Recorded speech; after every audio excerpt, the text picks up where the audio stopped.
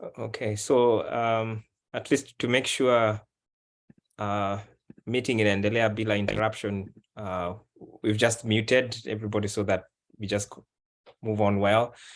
And how we're going to move today, we'll have the two speakers have some time to talk to us. Then after that, we'll have some questions if you have any questions for our speakers, and then we'll open up to anybody else who has something to add on. Then after that, Professor Gerono will be here. She's running late, and then we'll do some announcements, and we'll be done within about an hour. And then after that, we'll end the meeting officially. Then whoever would like to stay and socialize for a little bit, you are welcome to do it.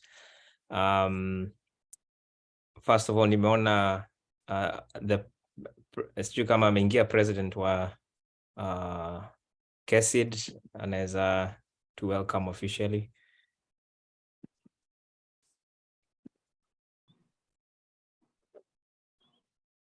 Hey everyone, sorry I came in late. I'm just on my way driving back home, and I want to take this time to appreciate all of you for joining us for our monthly meeting.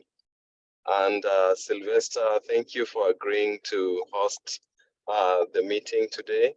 It's a new year, and we expect we are going to do much unlike the last part of last year. There was unprecedented incidences that made us not to do our monthly meeting as we had planned. But I'm grateful, I'm happy to everyone who is here, to our guests today. We are grateful for your time, taking your time to just come and speak to us. We are grateful on behalf of Dr. Gerono, who may join us later or not because of other engagements that she's held up with. I just want to welcome everyone and to tell you to listen to our guests. I think they have, I'm sure they have some good stuff for us as students. Thank you. Sylvester. Sasa, asante. So first of all, I'll just talk about the first guest, and he'll talk about himself more. Dr. Fidelis Dombera.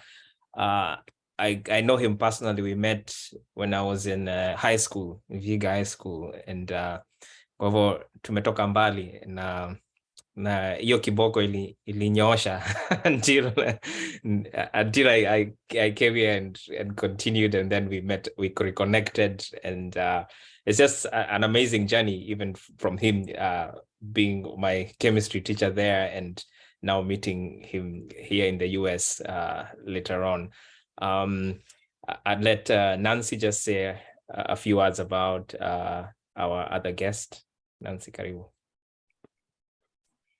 I met Dr. Njuki, I think in Bowling Green, but he was at the Nairobi University undergraduate, and then he did his master's at Miami University, and finally PhD in statistics at Bowling Green, and is currently assistant professor at the Department of Mathematics and Statistics at Coastal Carolina University. I'm sure he will introduce himself more and expound more on that. So, karibuni.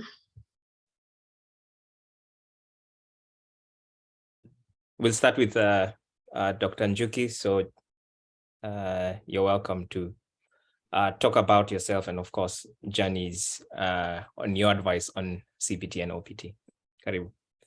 Okay, thank you so much, Sylvester. Okay, so my throat is not very good today. And the weather here is changing. We are at 50. I know you guys are dying up there. Yeah, so we are used to 60s. To begin with, again, thank you, Nancy, for introduction.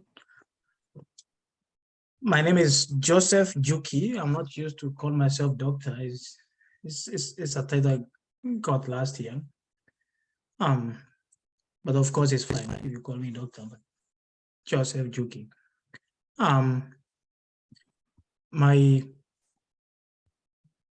My journey from Kenya to the US is rough and sometimes simple.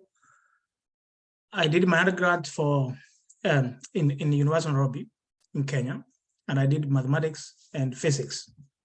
People don't know I did physics because I did only 2 years. Then my goal was to do statistics. So every time I found myself in math, I tried as hard as possible to find myself doing statistics. So that's how I came to find myself in statistics in my PhD level. How did I come to the US? I joined Miami, August of 2014, to pursue Masters of Science in Mathematics. My goal again was to do statistics, which I had applied earlier, and I did not qualify. Not that I did not qualify, probably I qualified, but I did not get funding. So I remember one email in 2013, professor asking me, I see you're a strong student in math. Why don't you just apply mathematics instead of statistics? You might end up getting funding. And that's what I did in 2014, and I got funded by Miami. But later I took another journey to get back to track to statistics. And I applied New York, which Nancy did mention there, SUNY, and that's where my whole journey of statistics grew up. So finally, I got PhD at Bowling Green State University, and I pursued my PhD for 4 years, and I graduated last year, August. And my area of research is change point analysis. One day, I purposed to present in KESID. So if you want to know what is change point analysis in the simplified language, probably I'll do that one day. So let me get back to the old topic of OPT and transitioning to the job market. Of course, one thing I have to mention in general is that you prepare 1 month, not 1 month, you prepare 1 semester due your graduation. So like my case, I knew I'm going to graduate in spring/summer, which is allowed in our school, my former school. And I started planning for my exit as early as September of my 3rd year, like my 4th year. So that is when you ask yourself what you want in life after school. If you are undergrad, again, you need to think about what you want to do after you graduate. If you want to do masters, then you have to start applying school 1 year or the fall before you graduate in the following year. Or if you want to pursue PhD, you do the same. But if you want to do job, like I did after my PhD, I never did OPT in between masters and PhD. Some other people did, but the process is the same. So if you plan to work on the OPT and CPT, which I'll also mention there in between, OPT generally gives you a chance to apply exactly what you did in classroom within the US for a specified time. So in my case, it's STEM field. So I knew I had 1 year plus 2 years in case I get a good employer that is willing to sponsor me, not to sponsor me, but to offer me job up to 3 years. So my OPT could work up to 3 years. Then back to the question of, do I graduate the following year? That question was very important because I could ask myself, do I want to join the companies as a statistician or data analyst, or I want to join teaching? I've been teaching since high school, after high school, undergraduate, and so forth. So I felt like my strong field of work is teaching. So that's why I applied for assistant professor position. I can be frankly speaking, I only applied like less than 20 companies, and I think only 2 interviewed me. And before they interviewed me and gotten this job, so I gave up in the process. So because that was not my area of wish, I can call it that. So getting prepared to the OPT is that first you need to prepare yourself when you need to exit so that you don't fall out of status. In my case, I was graduating in August, so I needed to prepare myself within 2 or 3 months to have my OPT applied. But my case, I'm going to talk about PhD generally, but not through my experience because I never used my OPT. What happened is when I was interviewing, the question, of course, they would ask me, what question do you have for us? And the next question I could first put forward was, are you willing to sponsor me for the working visa? And because most of this was more like a teaching position, you can always ask this question, even if you're doing company job. There's no harm of asking, are you willing to sponsor me? Because OPT, if you are non-STEM, it's 1 year. What about beyond 1 year? So if they don't sponsor you, then you lose your job and probably you have to go back to school or go back to Kenya. So that question was very frequent for me. And every time, because these were more like permanent positions in teaching, they could say yes. I remember one company said they are not willing to file for me, and I did not attend the next interview because I don't have to waste time to something I know I can't even take. So in my position, one thing I negotiated for was sponsorship or the working visa. So we discussed about possibilities. They said mostly people can come in as OPT, which is continuation of your F1 visa. But I was more like, I just need H1B. H1B allows you to work for up to 6 years. But basically what H1B is like a preparation ground for you to be a permanent resident so that you can work for the company longer. So if you are working in the academic field, which I want to stress much on this, if you're working in the academic field, not necessarily as a teacher, you can also work in the academic field as an administrator, as whatever you're doing there in a teaching institution. There is a special, they get special slots for H1B, which you just, they don't do the lottery as those in the industry normally do.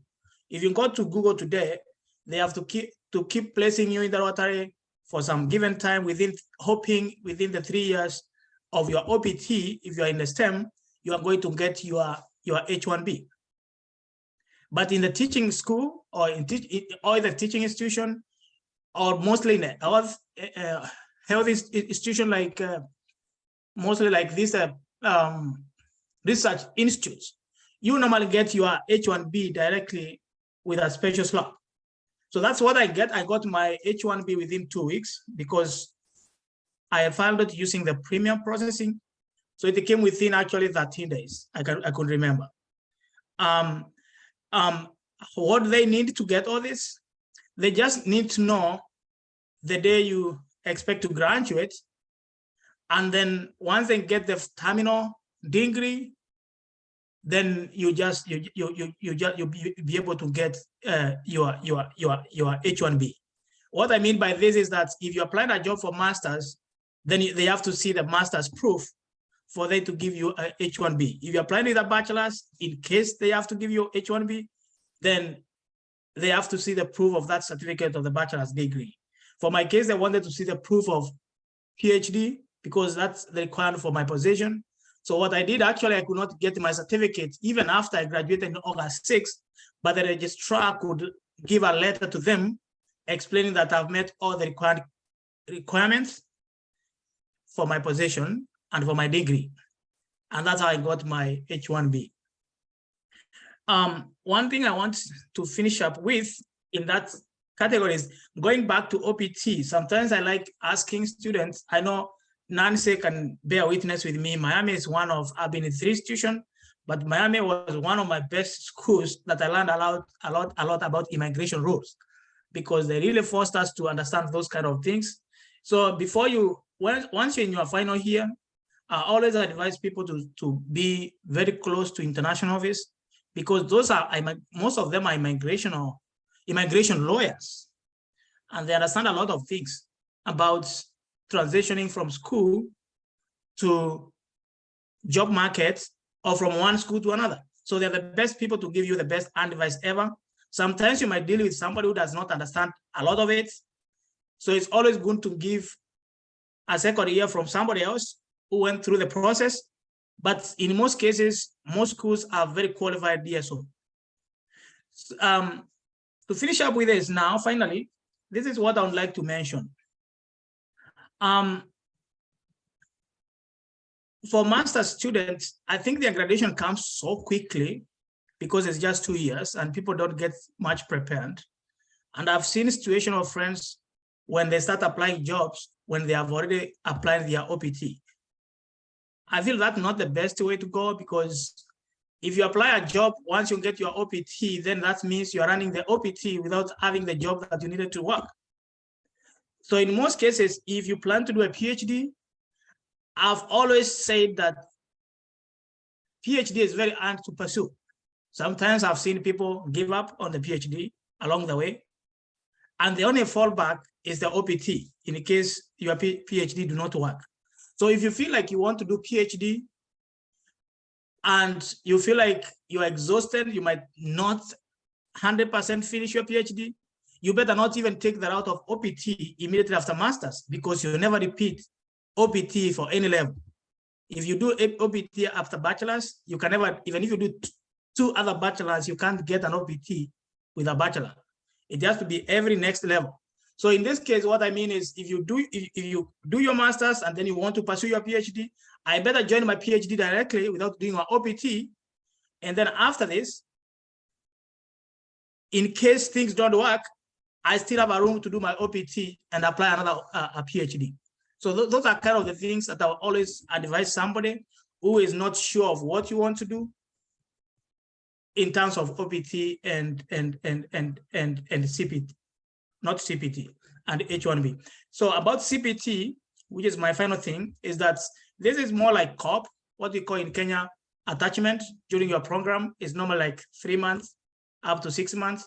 So in case you are planning to do CPT, which is very important, normally you need to apply and work with the international office. This is purely international office that they have to put a condition in your immigration document, and then you're allowed to work for CPT for specified time. Mostly it's within a semester. So it's not a big issue as we will talk about OPT and moving forward in the job market.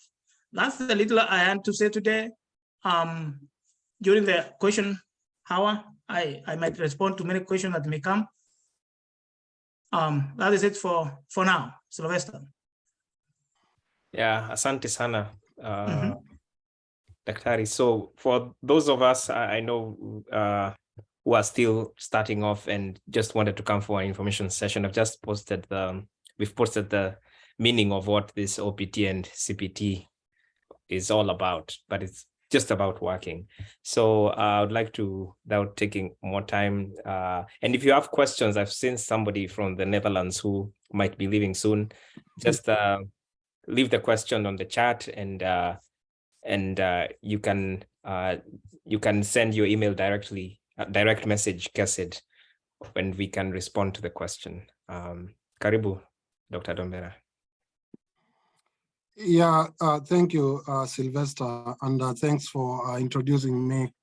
Quite frankly, I already know most of you guys. We've met in other fora, but I'll give a snapshot of my journey, specifically the US journey, the way you put it.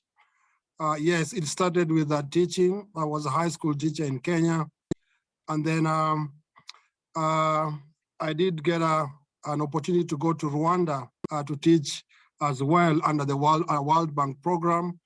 And it's during my teaching in Rwanda that we had a US delegation from the Secretary of Education from the US who visited Rwanda. And so they did visit the school I was teaching. And in that delegation, there was a professor from the US who was Kenyan. Her name was Professor Keino from the University of Iowa. And she kind of had my accent, was impressed. So she invited me for dinner that night. And she told me, hey, I see you are here on a World Bank program. That means you have a liking to teach internationally. So why don't you try to apply to go and teach in the US? So that motivated me quite a bit. Not to mention at that very time, I was already taking a master's degree online from a school in Washington State. So I was already taking a course online. Going from the salary I was earning from the World Bank, that time we were being paid $1,000 a month, which was too much money for at that time, because you know, they were also paying for a fully furnished house, and so the salary was for me to keep. And so I invested in an online education. I think I remember I was paying quite a bit of money. You know, in Kenya that time, sending $4,000, $5,000 for a course in the US was a lot of money. But I was so determined to come to the US, and thank God that professor encouraged me to do so. So I went online. I used to spend 3 to 4 hours a night searching for opportunities to come and work in the US. Quite frankly, it kept me awake until one time I got an opportunity to apply to FACES, which stands for Foreign Academic and Cultural Exchange Services, an organization that brings teachers to teach in South Carolina. So I did apply to that position. Among many others, I applied. Among many others, I applied. You know, in my endeavor to come to the US. So they did interview me over Skype, yeah, they hired me. So they asked me to send my documents. You know, I've told this story to many people. It looks too risky. Actually, they asked for my originals, and I did send them. They asked me for my passport, my degree certificate, and I did send them. As crazy as I was, determined to come to the US. True to my word, to their word, they were good people. They returned them after reviewing them and after looking at whatever they wanted to look at, and they sent me an air ticket, and I came to the US. So I taught in South Carolina for a year. During that year, I was already used to, you know, spending my nights searching for the next opportunity. So during the night, I would study for GRE, and I was so determined to transition to grad school. So I applied to so many schools in an endeavor to get to, you know, grad school, and I did get admitted to one school in Michigan, where I went and pursued a PhD. I went to Wayne State University, where I pursued a PhD in biochemistry. And so I never completed actually my teaching contract, which was supposed to be 3 years. So I came to the US under a J1 visa. So I was under J1 visa for a year. My colleagues stuck around. They say they're in the US. They don't want to stay back to Kenya. Alternatively, when you have a J1 visa, after 3 years, you can apply for a waiver. And so you can stay in the US for another 2 years, teaching for the same school or for the same employer. My options were different. Within a year, I had already gotten admission to a graduate school. And instead of looking for a waiver, I took a flight back home and applied for an F1 visa because I had an I-20. Obviously, it is me, my papers, and of course, God with me, of course. Because many people would say, hey, once you are in the US, hell no, I'll never go back to Kenya. You mean home? You don't want to go back home? Come on, man. So I went back home. I knew I had a contract, teaching contract. I went to the embassy, applied for a visa. I got an F1 visa. So I took a plane back to the US, you know, knowing now that I'm going to grad school. So I went to grad school, a painful 5.5 years, as Njuki has already alluded to, and many speakers you have listened to in the past. I joined the program. We started 50 of us. We were 55-0 in number. We did graduate only 27, so 23 people left, about 50% left. So I was in F1 visa for that period of time. And then like Njuki said, timing is key, right? You have to really time yourself really well. So 90 days to your graduation date, to your end date, in school, you need to be able to apply for, OPT. That is post-completion OPT, because certainly we do have two forms of OPT, like you already know, right? Pre-completion and post-completion. Of course, when you are in STEM, you have a bit of a leeway, right? That you can do pre-completion OPT, but then again, you lose 1 year of OPT, right? So if you do CPT, on the other hand, which is simply like working outside the university in an area of which you are studying, for which you must get credit for. If you do that 1 year, it was if you are not in a STEM-related field, because once you do CPT for a year, the 12 months are gone, and once you graduate, you must exit or seek alternative visa means, which is difficult to do when you are a student. So I would advise you, if you are in non-STEM, if you are doing, don't take CPT for, more than 6 months, because you need time to be able to, transition further if you get a job after graduation, because you'll only have 6 months left. So anyways, I did do OPT. Now, I was applying for jobs aggressively, and I mean, it was in me, really. I was used to it even when I was in Kenya, because I used to apply for jobs when people are asleep, right? So I was applying for jobs in grad school, and a month to my exit, I already had a teaching job in a school in Michigan. I had a postdoc to go and do postdoctoral studies at Vanderbilt in Tennessee. And I also had a company job, the one I'm working in right now. So I work for LabCo Drug Development. So it was a matter of choice, right? What do you want to do? They're all on the table. Is it salary? Is it geographical location? Is it an academic career? You make a choice.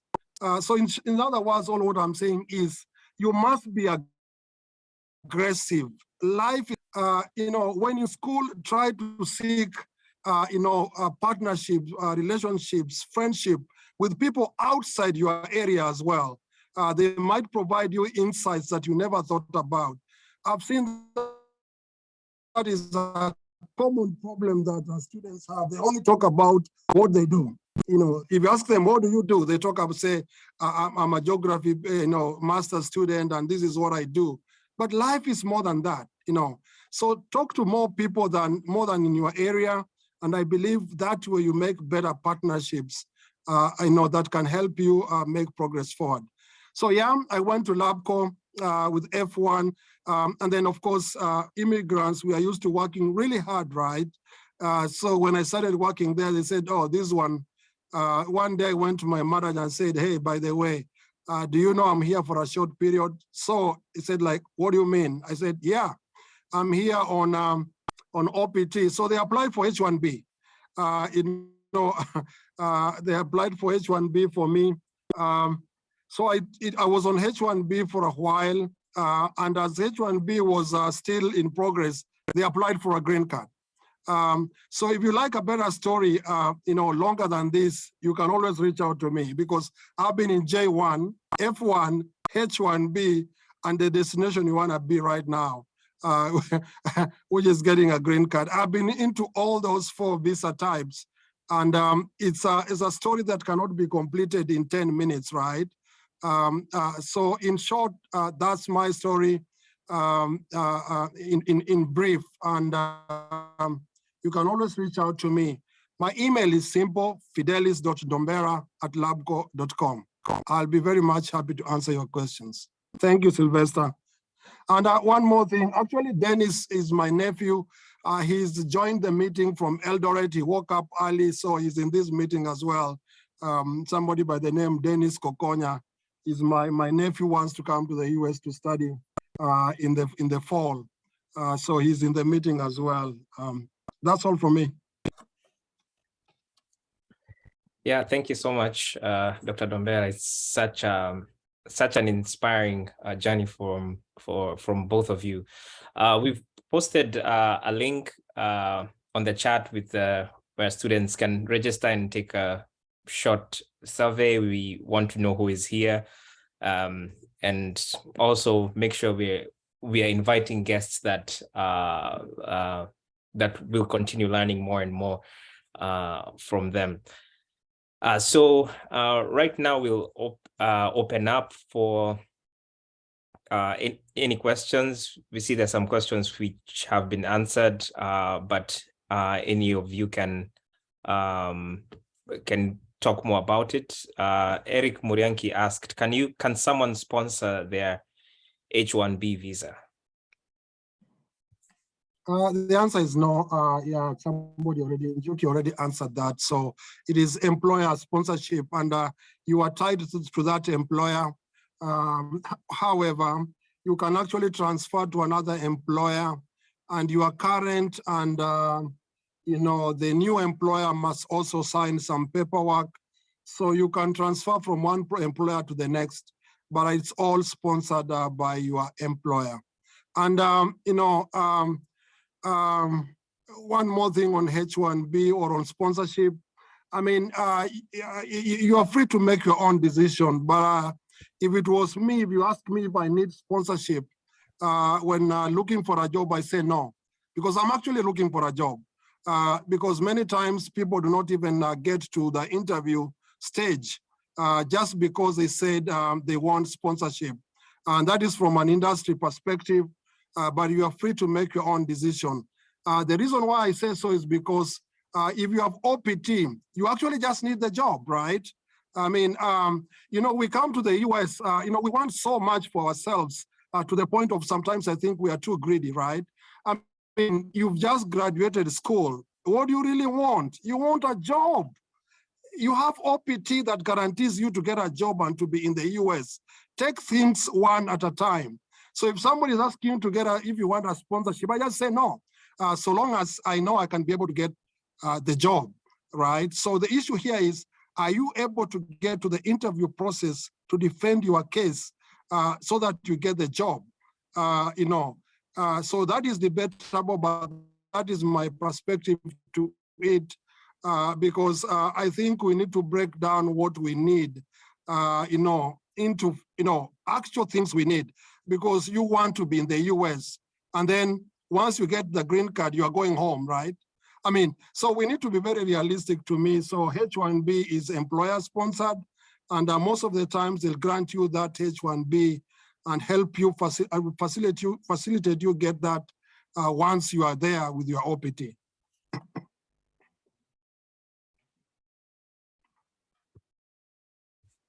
Maybe I can add something about that, Sylvester. Yes. On the same question, whether one can sponsor H-1B, actually, the thing is, the H-1B gives you more time for transitioning to the immigrant visa, unlike the one we use, non-immigrant visa.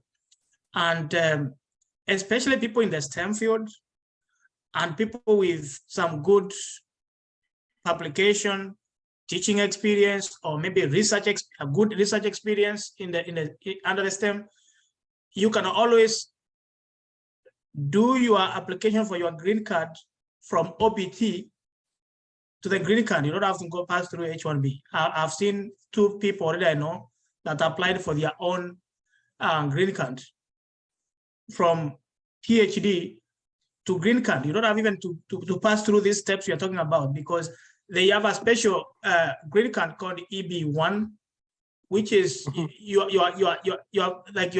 highly skilled personnel in the US or in your field. So you don't have to go all these steps you're talking about, but mostly they are more procedural, just because, of course, the experience increases with time that you're working. So That's part of the things I would want to say. But the answer again, as I said, is no. Is a petition through the employer for you to work for them. So only OPT. Actually, I tell people, if you want to change companies, you better keep OPT for 3 years if you're in the STEM, because you can change anytime you want. But H1B, it controls you a lot. Yes. Yeah, certainly. So you can actually apply for, there are several EBs, right? There is EB1, EB2, EB3. I believe there could be EB4 as well. The criteria for applying for each of these is different, but the bottom line is you have to prove expertise in your area. So I think that's always a favorable route. I've seen many people take that route and get green cards. I've written many recommendation letters for many Kenyans as well.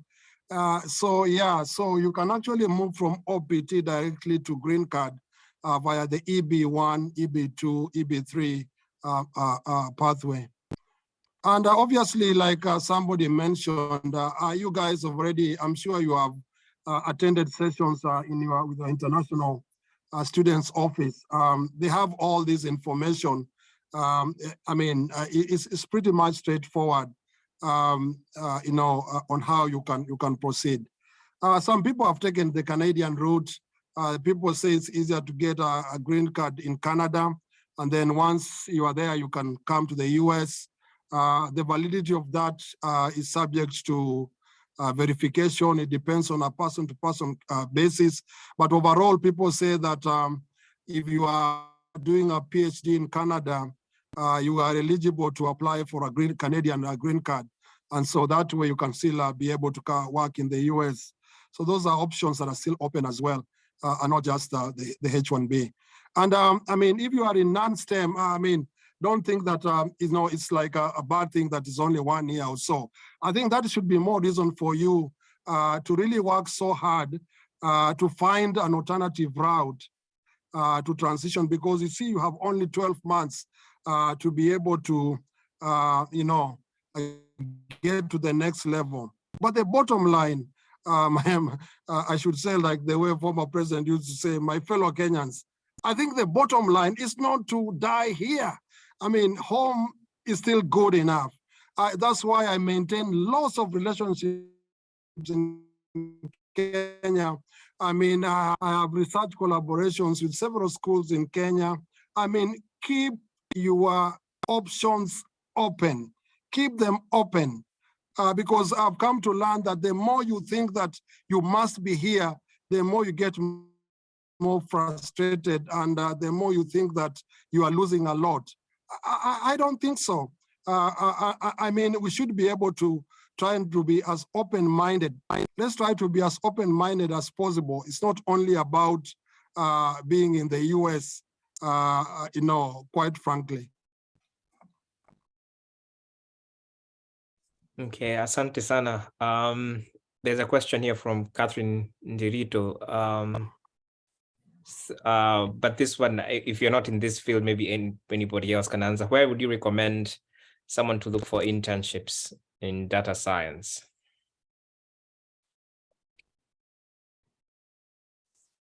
Yeah, I see a question from Catherine. Right. That's a good question. Companies all companies manage data, right? And so there are numerous options, available. It's a very general question, but I can speak for the company I work for. So we offer internships as well, if you want, I can send through Sylvester, I can send a link to the internships portal to try your luck. You may not get in data science at one go or whatever, but I think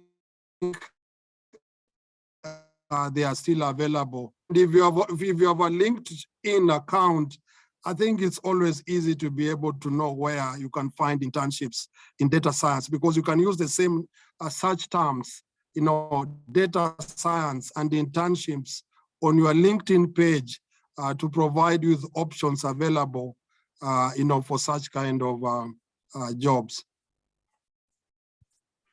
Okay, Santi. So I can add on this, because data science it's just basically statistics with computer science. So there's a very good website. It's called University of Florida. It's basically posting statistics jobs, whether it's a professorship job or just any position. So it's one of the links that I really used when I was looking for jobs. There are so many other websites that you can look for specifically for statistics job, and I know some people here might have those kind of links. You can share them in the chat. What I would like to say is statistics is everywhere. I remember one of my Kenyan friend at Miami University was doing statistics, and he graduated when I was joining, and he actually worked for analysis for the Walmart. You can look at Walmart also as a position for statistics or data science. So I mean, every company has that position. Mostly almost every company needs somebody who can analyze the data. Okay, asante sana. So we've again posted the link to the survey, and after this we will send you whatever other information that we get from Dr. Njuki and Dr. Dombera, together with their email addresses if you'd like to contact them. So please register so that, and if you would like, just share your email with us. Yeah, and actually, Sylvester, I mean, I was a teacher and I still teach kind of. I had my teaching aid, so I have slides. I can send you the slides to share with the rest of the group, and then maybe that we can be able to answer, or certainly any other, person who's gone through can be able to answer. I know there are people like Dr. Patiko is here. I've seen Professor Teresa. So there are other people who can be able to answer these questions as well. So I'll share my slides with you, and I can share my email as well in case somebody wants to ask questions.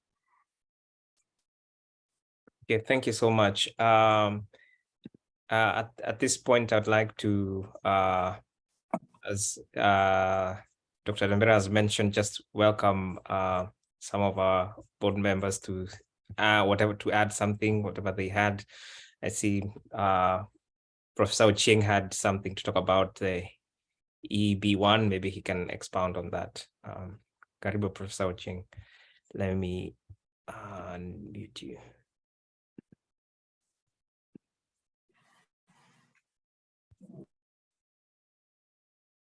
Okay. Hello, good evening, everybody. Thank you. I was just happy to listen to the speakers who are giving very good informational ideas. Yes, just like Dr. Dombera, we come a long way. So, so many of these things we have talked with him in detail. And so I just wanted to emphasize on the area of EB1, EB2, EB3. So that's a special category of green cards that require a minimum of a master's degree, preferentially a PhD, because again, it depends on the accomplishments that you have made in your time, in your academic journey. So many a time people have better accomplishments after their PhD, or maybe after your postdoc. So especially with the EB2, so there's opportunities for you to apply for the EB2, but it is a petition. So you have to put a very strong and compelling case about what your achievements are and how it is important in the national interest. So the visas are dubbed NIW EB2, National Interest Waiver, and then EB2. So for any typical green card, if an employer files for your green card, then they have to go through a very laborious process of petitioning to the US Department of Labor so that they can certify you. So the labor certification process usually that is the process that takes the longest time. So those who go through H-1B, before they advance to green card, their employer has to submit their paperwork to the US Department of Labor so that they go through the labor certification. And that's the process that can take up to 1.5 years sometimes. So that's the longest of the process. So in the NIW, or the National Interest Waiver, EB2, what you are telling the government is that you are of national interest, so that you don't need to go through the labor certification. They need to waive that component. And you know, there's a threshold that you have to demonstrate. Why is it, what is this that is so important to you as an individual, or these qualifications that you have, that you want the US government to waive the labor certification? And so I personally went through that process. So after my F1, my PhD, I got OPT, then I got OPT STEM. So I got the extension for 2 years, and then I submitted application. And if it is approved, actually within 5 months, you have your green card. It was approved at the same time my employer had also filed for my H-1B. So I had H-1B hardly 2 weeks, and then I had gotten my approval. So that's another way that we can advise our students to do that. Before you take that route, please talk to people, because it really needs very serious recommendations, and people just need to evaluate the amount of work or the quality of work that you have done, if it can meet that threshold. So some of us have gone through the process. We can be glad to help if you happen to choose that. In the meantime, thank you for the speakers, and I will just be glad to hear what others have to say about it. Thank you. Yeah, asante sana. Professor Wangui Gathua, could you say hi, and if you have anything to add? Hi, everyone. It's always exciting. Mostly because it's a path I have walked, and with my other fellow, I've listened to Dr. Dobera. Yeah. And Dr. Dobera, it's exciting to hear you mention University of Iowa. Right now, I live in Iowa City. So yeah, it really, there's the UNESCO city. Yeah. And we produced writers in Kenya like Francis Ibuga. Okay, I'm done blowing my own trumpet. And those who don't know me, I teach counseling at the Grand Canyon Christian University. Because of COVID, my job turned online in 2021. So I didn't have to move to Phoenix, Arizona. I'm mentioning that because I confuse a lot of people, because I mention Arizona, then I mention Iowa City. Yeah, so it's great for me to keep on living in the city that I first came to in the US, yeah, a long time ago, 20 years ago. And Dr. Dobera, you also said something else, that do not be afraid of your country, you're Kenyan. And yeah, and you said that I struggled the two places, like a lot of us Kenyans, working there and here. But also it's also real when people say, the moment I get that visa, until visitors or tourists or school, I'll never go back until I get something permanent. And I got to know this in 2014 when I went to finalize my dissertation. This is research. And the US Embassy told me I'd carried my 14-year-old with me. The person who was there told me, I'm sorry, ma'am, you seem like you want to live permanently in the US. I'm sorry, this time we're not issuing you with a US visa. It took a lot of work and God for me to get back in 2017, but I told my 14-year-old, I mean, you've always known you're a Kenyan, so let's get you your life going. Let's get you a school. It took me a year, even if I defended my thesis on Skype. It took me about a year to actually get a job in Kenya. I had the papers. Actually, the country was requiring people teaching in the university to have PhDs, but the tarmacking was real. I was actually walking around.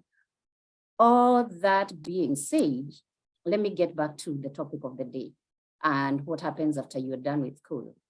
I'll touch on Dr. Ocheng. You've talked about when I completed my PhD, there was the national waiver visa. One thing I like about that is that the response from immigration is quick and swift, either approval or not approval. If my memory serves me right, I think that time when I was wanting to go for that, it was reading 12 days, but it may be more, but it's swift. If anybody decides to go that route. The other thing I've seen something going around. It even arrived on our KESID WhatsApp groups that now you're even allowed from out of the country. I do not know yet whether anybody in Kenya has applied for that and succeeded. It was always like that you could always apply for a green card through advanced degrees, but it's doing the rounds and I haven't gotten around to investigating that any further because currently I don't have anybody pursuing that. Let me see. The other thing I wanted to add, Joseph Juki and Dr. Dobera, you have been mainly talking about STEM. But something I want to add is that, and in those areas and in the private sectors, or rather what I want to mention is that in the nonprofit world, there's an advantage that they do not cap the H-1B visas per year. So that's an advantage when you're applying because, and I'm saying that with the experience of my son who got his green card and H-1B visa through, he is in the sciences, he's in the computer science world. So my family went through a lot of stress because of worrying about capping, but eventually he got there. But those who if you're pursuing education, and I mentioned the social sciences because I sit in the social sciences, but at the same time, the counseling field, it's very needed in the US. So those Kenyans in my field, my colleagues in the counselor educators, the Kenyan counselor educators, they have got their green cards because of that. They're in the social sciences, but it's needed. So, and the nonprofits that are mainly where you pursue your H-1B visa and green card, and there's no capping. It's in education. A lot of us are in educational institutions, in universities, but even in the lower institutions. So that's an area those of us who are in the teaching field or working in the education sector you can pursue. And earlier on, Dr. Dobera had also mentioned even getting a teaching job, even when you're all the way in Kenya, because it's an area that is really needed. And then the other area is non-profit organizations. I coordinate a domestic violence organization for African immigrants and refugees in the state of Iowa. So other organizations like that also, they also do not get cut. But I'm not saying that our organization, it can, if you are needing the H-1B visa, but there are also other things to meet in that. It doesn't necessarily, there is the level of education and experience, and are we even needing it in the organization? And other things like, could we not get another local person, things like that. I will stop there. Thank you. Yeah, asante sana, Professor Gadua. Some of you may know that she's a resident counselor, so, and due to public demand, her session on mental health will be back soon. So make sure you mark your calendars for that. I'm going to welcome Professor Teresa, if she has something to add, and say hello. Karibu mwalimu.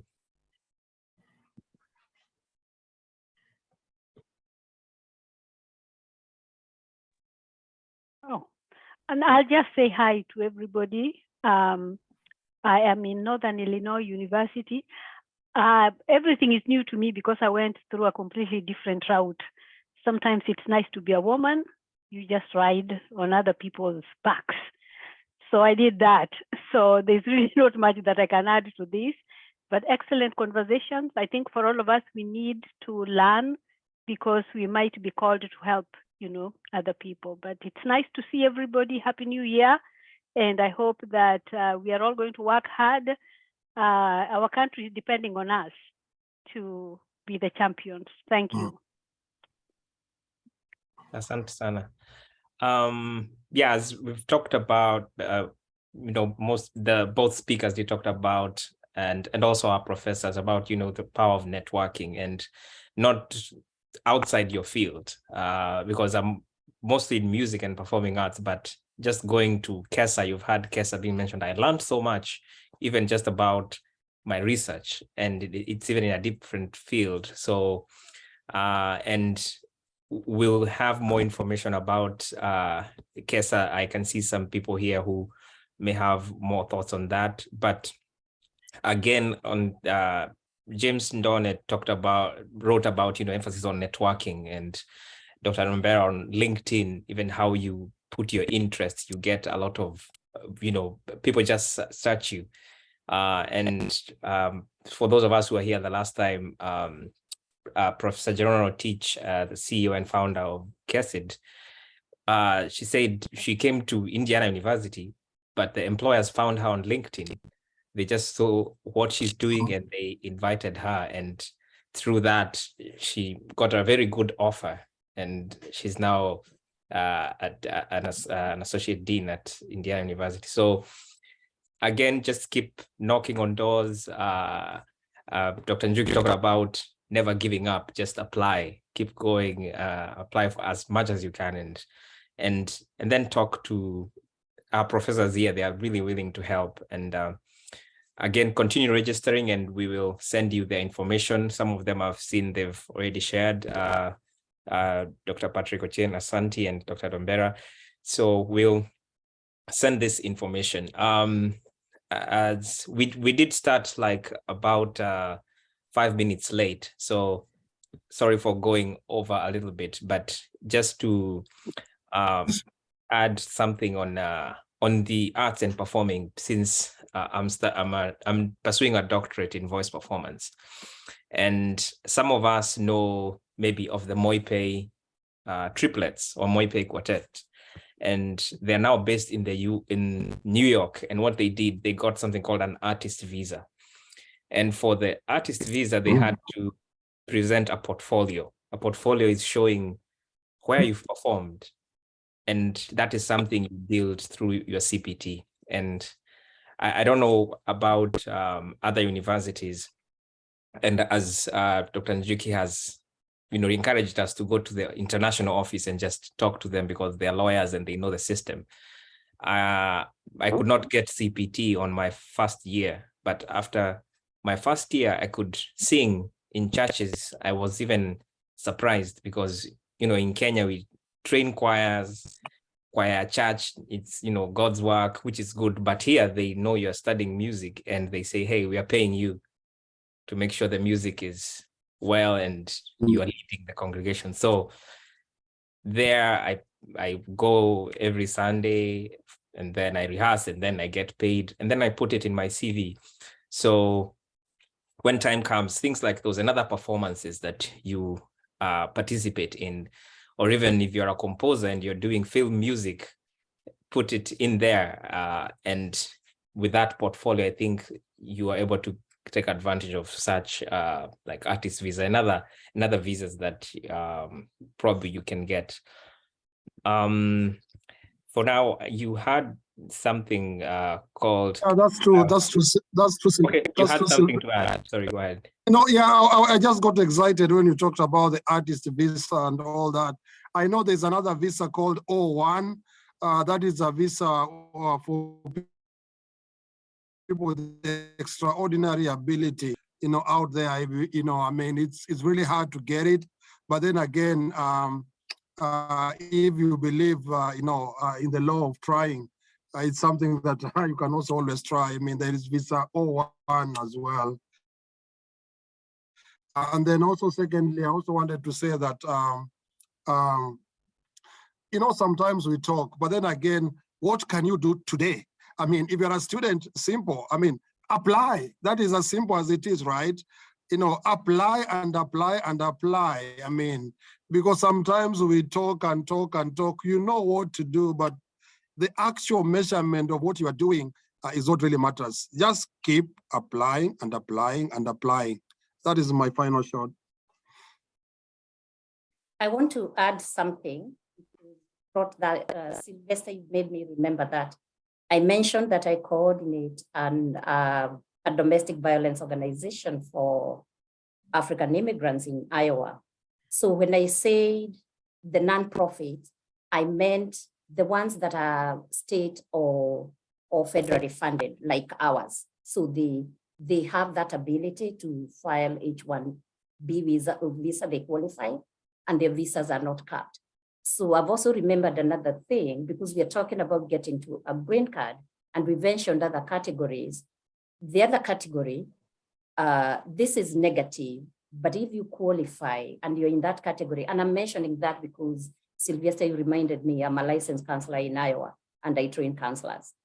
So some of the cases I come across in my work, and also as a racism commissioner in my city, some of the cases I come across is violence and domestic violence, wherever you may have experienced it in the world.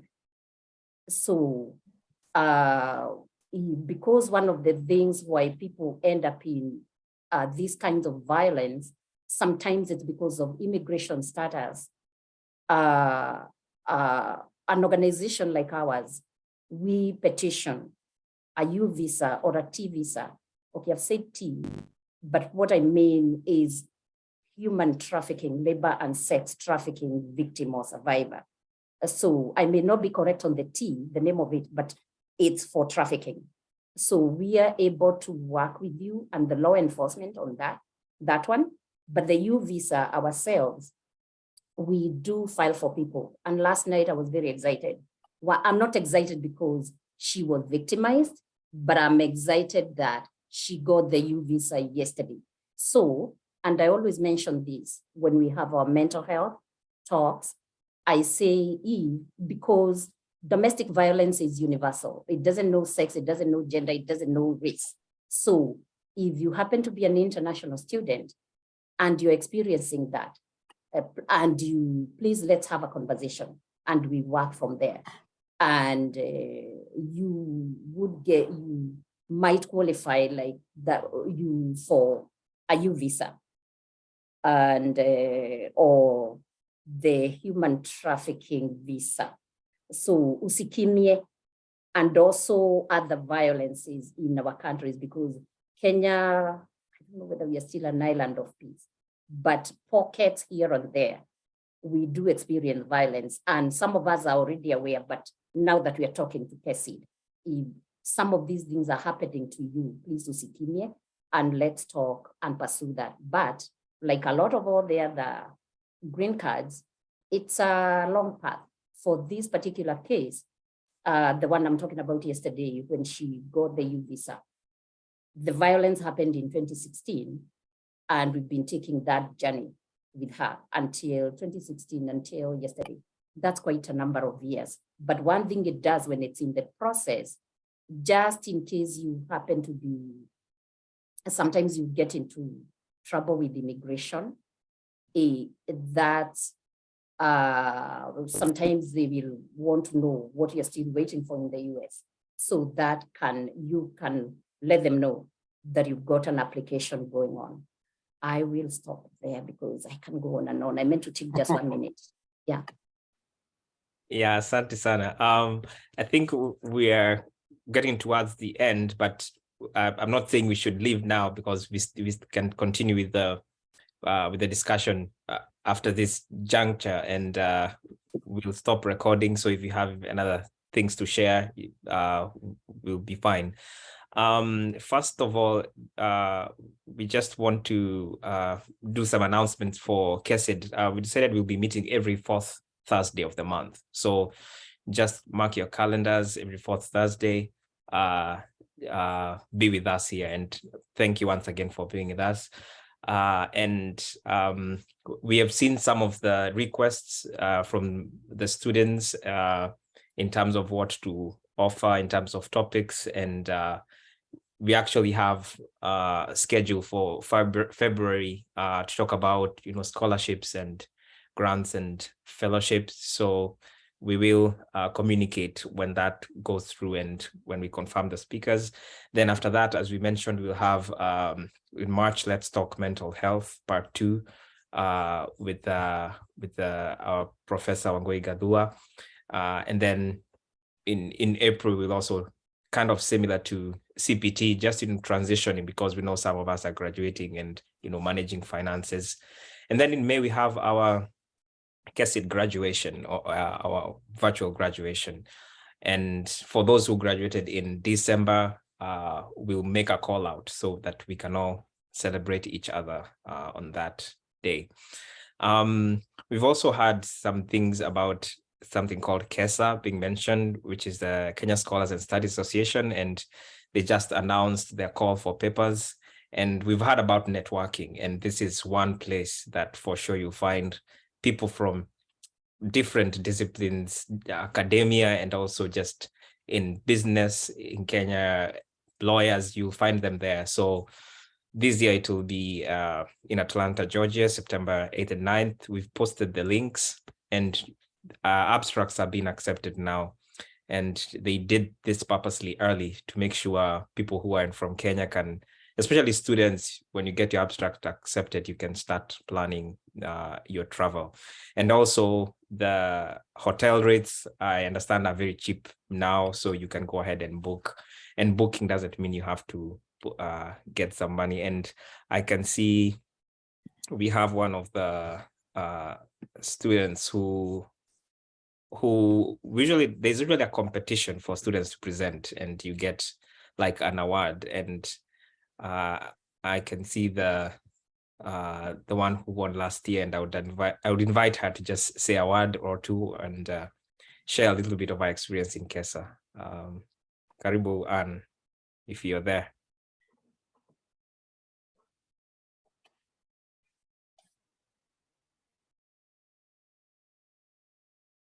Is Anne Waswa still? She's on mute. While we wait for her, let me address a question in the chat from Esther Gagawala. I'm not sure how often this occurs, but what happens if one is denied the H-1B visa or any of the visas mentioned that you're in here in the US and you get sent back home, or you can appeal? I think, Esther, you seem to have answered some of that. Did you get sent back home? Sometimes they let you know and give you a time. I'm more familiar with the 30 days they give. The people that I know have been given 30 days to go back home. Let me go back to H-1B visa. Usually, and I'll give the example of my son because that's what I have experience with. So OPT flowed into H-1B. If he had been denied, the family plan was because it's after he had finished his BSc in computer science, was to go back to grad school. So that's some of the options one can do going back to school. For us, we chose that. Or other people choose to go home because the denial, it's not criminal. So yeah, and I'll stop there, not go to the other categories, but just say immigration sometimes is very clear. It spells it out what it wants you to do. But sometimes, like my son, who is currently an international student, and also let us be very careful, and especially with OPT, these things keep on changing. So there was something that had changed, and the advisor for my son when he was applying for OPT, the other one now, he did not see it even if the advisor let him know. So be careful, pay attention. So because of that, immigration has denied him OPT, but they didn't tell him what to do. So, but as a family, we decided he goes back to school. But you know, he is in this space. Nobody has said that you're out of status. They didn't say anything. But if you're not in OPT or in school, you are supposedly out of status, but nobody said anything. So as a family, we decided he goes back to school while he awaits the process to keep moving. So I'm sorry, Esther, I'm not. And also immigration, remember it's a mess. So sometimes it's clear cut, sometimes it's not. And you've got to make some decisions. Again, sorry for taking all that time that Anne was supposed to be using. Yeah, if I may just add one sentence. Obviously, you want to apply for a new visa while the other one is still valid, right? You know, there's no way you can be in the US without a visa. That is as simple as that. You know, if you're out of status, that's when you don't have a visa that is valid. I mean, you can be an F1 student, your visa has expired, but you are still in school. So that one doesn't apply. I think the bottom line is simple. If your visa is expired and you're out of status, they can send you back home anytime. And that's why I always keep saying, I will keep my farm, I will keep my conditions at home still working. I visit home every year. You can do that. In fact, I visited Kenya every year, even when I was a student. Probably my condition is different because I came here as a teacher, and so I was kind of determined to make it whichever way I would. But I would advise you guys to also have an attachment of back home and try to make progress even back home, the way Professor Teresa does, you know, the way everybody else does. Have connections back home and develop yourself back home. That is where you shall surely return. Okay, asante sana. Before we close up, Anne Waswa, are you able to share something about your experience, Karibu? And introduce yourself, please. Yes, hi everyone. My name is Anne Waswa. I'm a graduate student at the University of Georgia. My pleasure to be here and to see everyone. So I attended KESID last year. It wasn't my first time though. I've attended it before and presented a research paper, won the first position.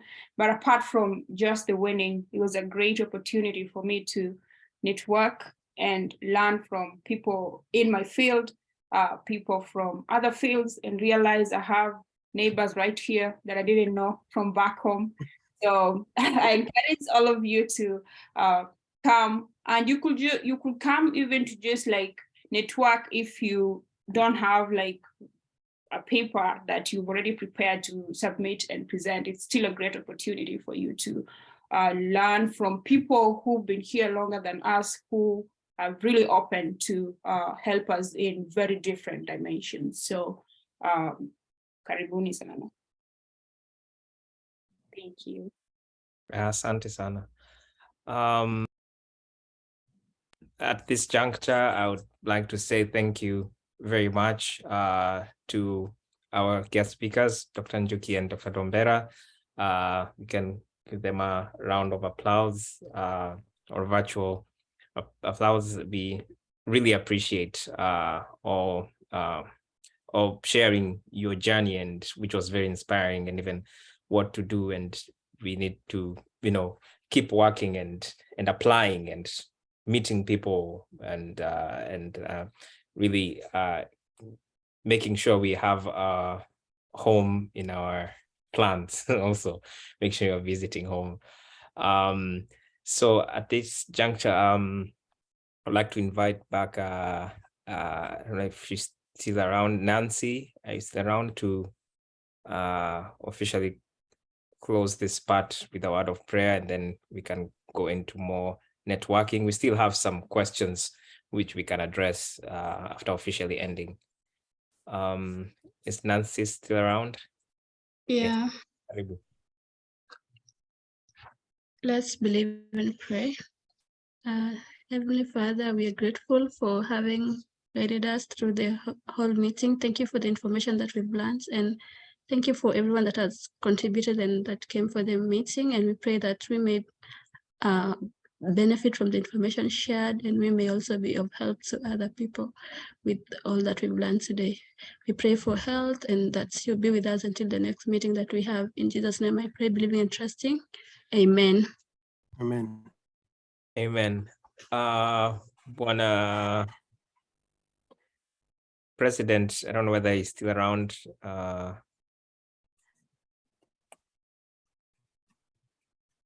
Anyway, I think he left. Again, thank you so much. And Professor Rotich sends her apologies. She was right in a conference session as this was going on. And she really appreciates even her fellow professors who come in and everybody who just tuned in. So right now we'll just end the meeting, and you can leave at your pleasure, and we can go. Sylvester, somebody is asking for links. Sorry? Someone is asking on the chat for KESA links and Oh, KESA okay. WhatsApp. Yeah, so I know you'll do that. You'll follow up with that. Yes, I will. Yeah, but for now, yeah, I've posted the links which will take you directly to their website, and you can get more information. So I'll stop